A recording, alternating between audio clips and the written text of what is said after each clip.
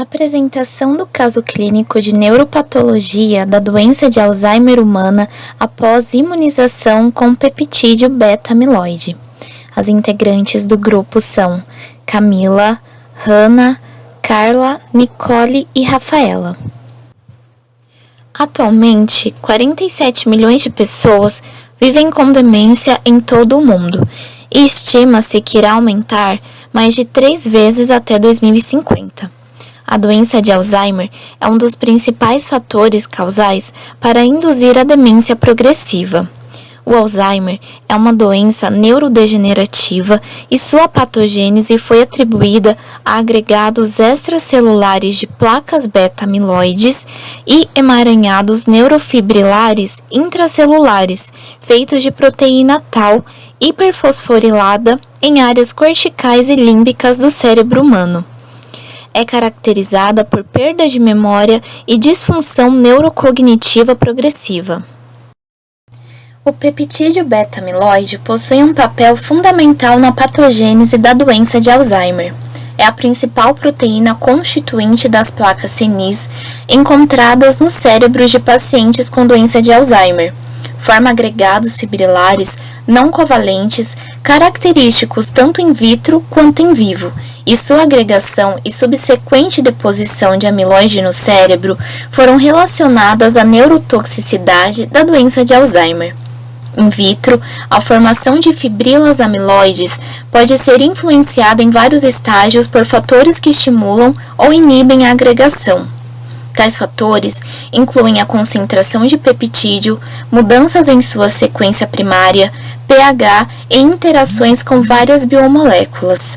É provável que o desenvolvimento de placas amiloides em vivo também dependa das ações combinadas de pelo menos alguns desses componentes.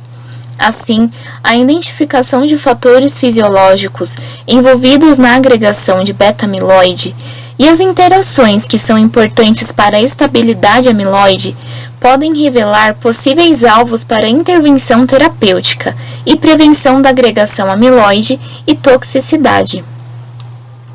A imunização com beta-amiloide em um modelo de camundongos transgênicos com doença de Alzheimer reduziu o acúmulo de beta-amiloide no cérebro relacionado à idade e associado à deficiência cognitiva. O artigo apresenta a primeira análise da neuropatologia humana após a imunização com beta-amiloide AN 1792. Comparado com casos de doença de Alzheimer não imunizados, foi revelada as seguintes características incomuns no caso imunizado, apesar da característica neuropatológica diagnóstica da doença de Alzheimer. Houveram áreas extensas do neocórtex com poucas placas beta-amiloide. As áreas do córtex desprovidas de placas beta-amiloide continham densidades elevadas de emaranhados neurofibrilares, fio de neuropil e angiopatia amiloide cerebral, similar à doença de Alzheimer não imunizada, mas não dispunham de placas associadas a neurites distróficas e aglomerados de astrócitos.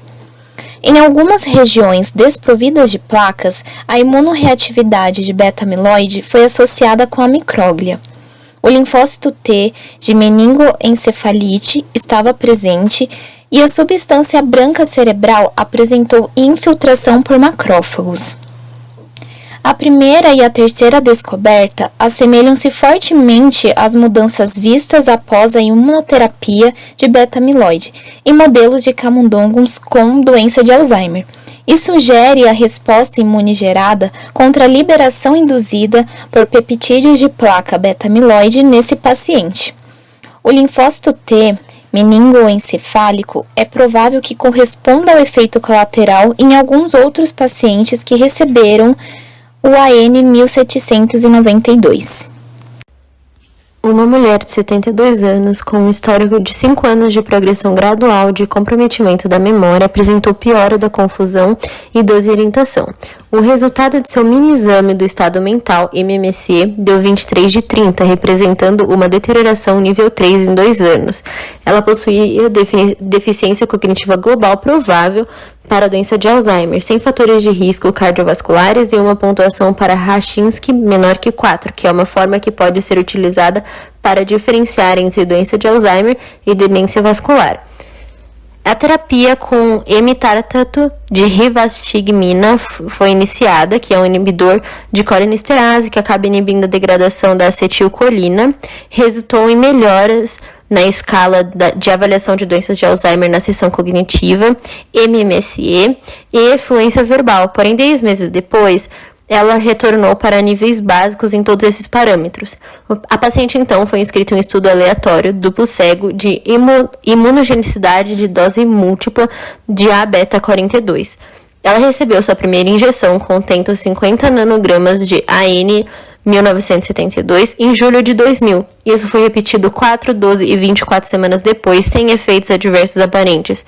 Uma quinta injeção com uma preparação reformulada contendo polissorbato 80 foi dada 36 semanas após a primeira injeção. 4 semanas após sua última injeção, os resultados de seu teste cognitivo foram inalterados, mas na sexta semana ela inesperadamente se sentiu mal, com crise de tontura, sonolência, marcha instável e febre. E 2 semanas após esse ocorrido, ela se deteriorou de tal forma que o MMSE não pôde nem ser realizada. Sua neuroimagem mostrou extensas alterações bilaterais na substância branca do cérebro, hidrocefalia, uma massa isodensa foi identificada abaixo do esplênio do corpo caloso do lado direito, e essas aparências foram interpretadas ambas como edema, possivelmente associado a um processo inflamatório ou a um tumor cerebral primário sendo infiltrado. Uma terapia com dexametasona foi iniciada. A paciente permaneceu relativamente inalterada até que ela morreu em fevereiro de 2002 de embolismo pulmonar, 20 meses após a primeira injeção e 12 meses após a última injeção. Existem recomendações sobre os exames complementares empregados para o diagnóstico clínico da doença de Alzheimer. É seguido um protocolo para um diagnóstico em vida, mas a sua confirmação é possível apenas no pós-mortem. Alguns dos exames laboratoriais recomendados são hemograma, creatinina sérica, albumina e enzimas hepáticas, exame de neuroimagem estrutural, tomografia computadorizada ou ressonância magnética. Exames de neuroimagem funcional, SPECT e PET, quando disponíveis, aumentam a confiabilidade diagnóstica e auxiliam no diagnóstico diferencial de outras formas de demência. E outros exames. A examinação pós-mortem do cérebro do paciente demonstrou atrofia do córtex cerebral e substância branca, com foco no amolecimento da substância branca e mudança granular associada com alargamento ventricular. Não havia lesão na massa correspondendo àquela identificada anteriormente através da imagiologia. Placas neuríticas, emaranhados neurofibrilares e fios de neuropil foram identificados no neocórtex cerebral, promovendo confirmação histológica do diagnóstico clínico da doença de Alzheimer, de acordo com os critérios de diagnóstico do consórcio para estabelecer um registro para a doença de Alzheimer. Onde as placas estavam presentes no caso imunizado, por exemplo, nos lobos mediais frontais, na figura A, elas estavam irregulares em contraste com a distribuição relativamente uniformizada de um cérebro com doença de Alzheimer, figura B e C. As placas beta-amiloide estavam isentas ou escassas em grande parte do neocórtex, incluindo áreas do lobo parietal, figura D, temporal, frontal e occipital. Em contraste, placas de beta-amiloide eram numerosas nos gânglios basais e cerebelo, que costuma ser característico da doença de Alzheimer avançada. A densidade das placas beta-amiloide, como demonstrado na figura E, e cargas de beta-amiloide, na figura F, foram quantificadas por análise de imagens computadorizadas nos casos de doença de Alzheimer imunizados e não imunizados, em 3 regiões do neocórtex temporal e 2 regiões do neocórtex frontal, que geralmente são severamente afetados pela doença de Alzheimer. No giro frontal medial, a densidade das placas do caso imunizado foi de 140 placas por milímetros quadrados, que é dentro do esperado do alcance dos casos de doença de Alzheimer não imunizados. Entretanto, no giro do cíngulo e 3 regiões do lobo temporal, a densidade média das placas Nos casos imunizados, foi abaixo da faixa dos casos de doença de Alzheimer não imunizados, com pouquíssimas placas no meio e nos giros temporais superiores. Da mesma maneira, a média da carga de beta-amiloide dos casos imunizados no giro frontal medial coube dentro da distribuição dos casos não imunizados de doença de Alzheimer, mas estava abaixo nas outras 4 regiões: cíngulo, temporal inferior, temporal medial e temporal superior. A coloração com tioflavina S e congo vermelha foi feita, porém os dados não foram demonstrados. Para acessar a possibilidade da escassez de placas detectadas pela imunohistoquímica de beta-amiloide nos casos imunizados, foi devido à competição com os próprios anticorpos beta-amiloides específicos do paciente. Os pontos amiloides mostraram a densidade das placas que corresponderam à imunohistoquímica de beta-amiloide. Sendo o acúmulo do peptídeo amiloide um fator fundamental para a doença de Alzheimer, é importante entender como sua síntese ocorre e quais seriam os possíveis caminhos para diminuir sua ocorrência. O peptídeo beta-amiloide é sintetizado a partir da proteína precursora amiloide. Tal proteína é codificada por um gene localizado no braço longo do cromossomo 21.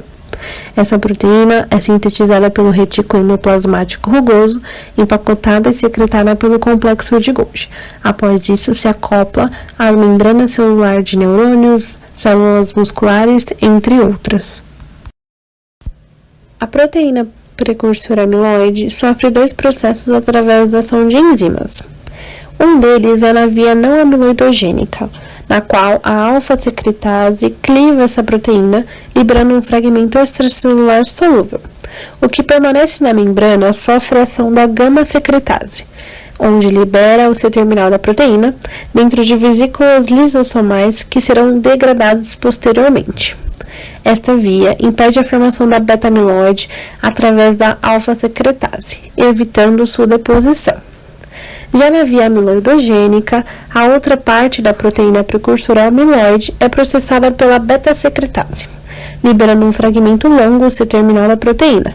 Tal fragmento, ao sofrer a ação da gama-secretase, libera o peptídeo beta-amiloide, que possui baixa solubilidade e é capaz de formar agregados que constituem as placas renis, sendo desta forma tóxica aos neurônios.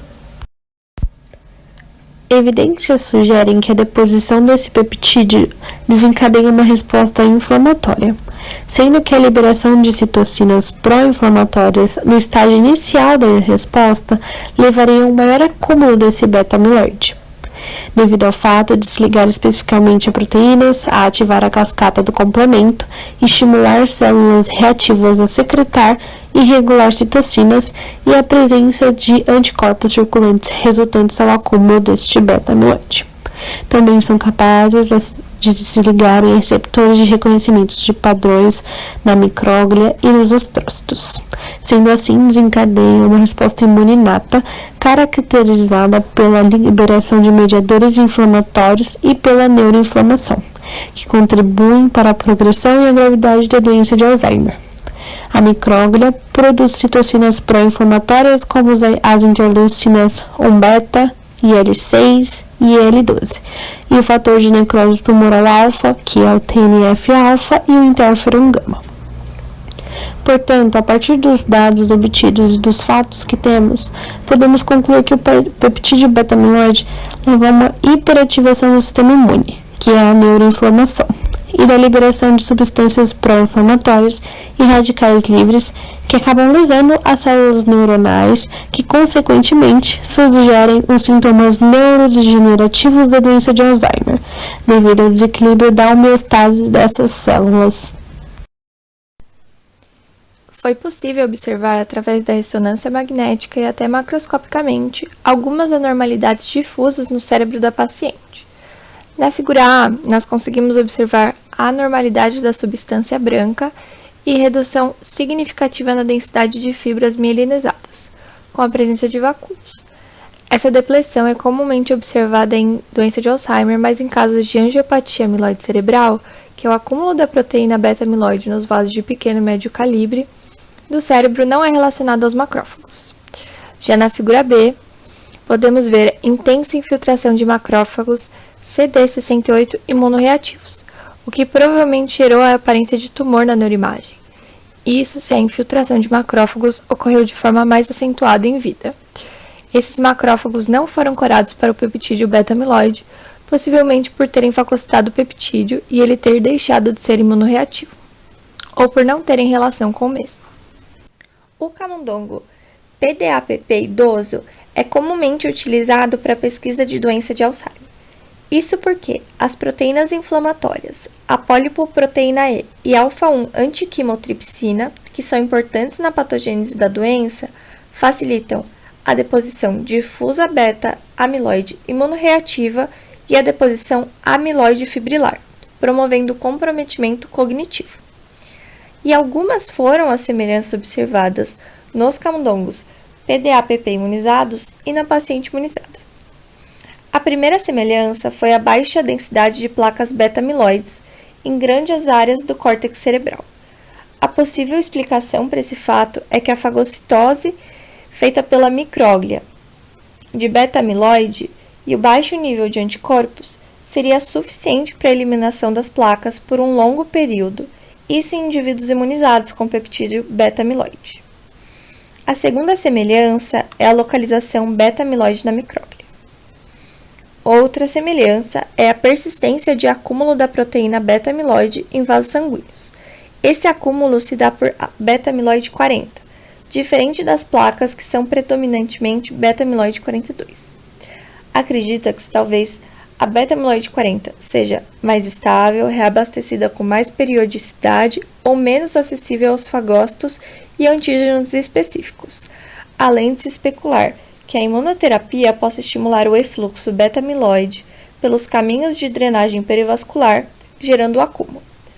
A última semelhança é o adorno de placas por imunoglobulina G e C3 do sistema complemento. Entretanto, não está claro ainda se é uma resposta à imunização. Já uma diferença observada foi a remoção e degradação de beta-amiloide fagocitada, que ocorreu em camundongos e não ocorreu na paciente do caso clínico, onde beta-amiloide ainda era associada à micróglia, o que indica a persistência e contínua fagocitose. Grande parte das características descobertas e descritas neste único caso representam um padrão incomum da patologia de DA, não relacionadas à imunização.